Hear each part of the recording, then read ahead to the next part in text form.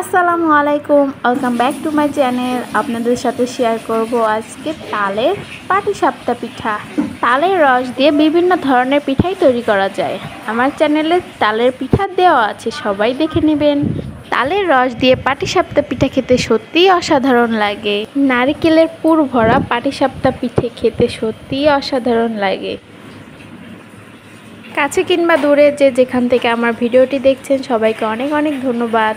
যারা নতুন তারা প্লিজ চ্যানেলটি সাবস্ক্রাইব করে পাশে থাকা বেল আইকনটি প্রেস করুন, তাহলে সবার আগে আপনার কাছে নোটিফিকেশনটি চলে যাবে। চলুন দেখে আসি আজকের রেসিপিটি। পাটিসাপটা পিঠের জন্য আমি এখানে 2 কাপ ভেজা চালের গুঁড়া নিয়েছি। আপনারা চাইলে শুকনো চালের গুঁড়া দিয়েও তৈরি করে নিতে পারেন।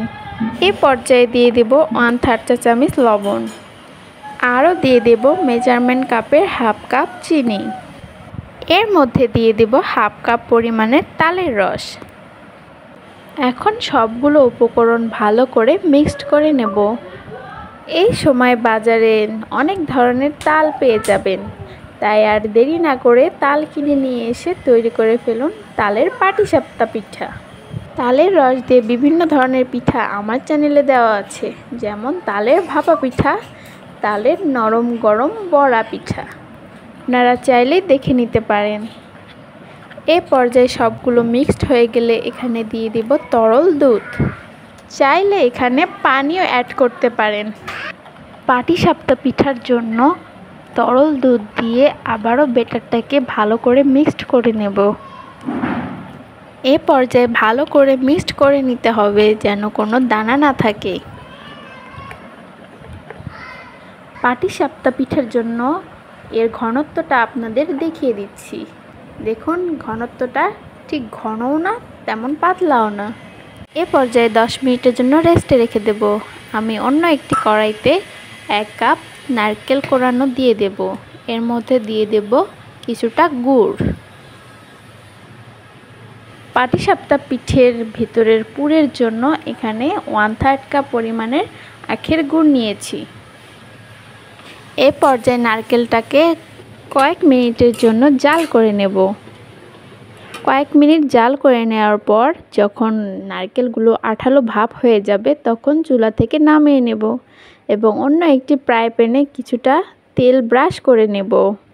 পাটিসাপটা পিঠার জন্য তেল ব্রাশ করে নিতে হবে, এতে পাটিসাপটা পিঠা তাড়াতাড়ি উঠে আসবে।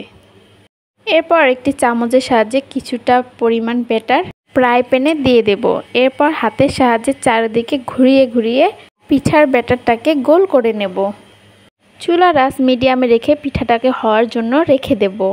এ পর্যায়ে হয়ে গেলে এর মধ্যে চামচের সাহায্যে কিছুটা নারকেলের পুর দিয়ে দেব।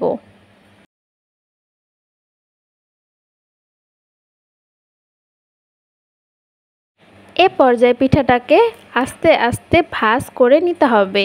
এই প্রক্রিয়াটি আপনারা ভিডিওর মাধ্যমে দেখে নিন, তাই ভিডিওটি স্কিপ না করে সম্পূর্ণ ভিডিও দেখার অনুরোধ রইল।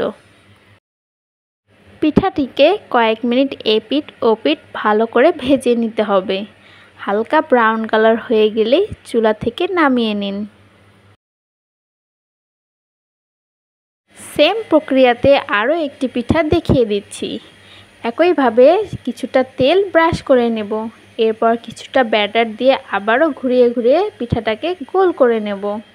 কয়েক মিনিট পর হয়ে গেলে এর মধ্যে নারকেলের পুর দিয়ে আবারও ভালো করে ভাঁজ দিয়ে পিঠাটাকে তৈরি করে নেব।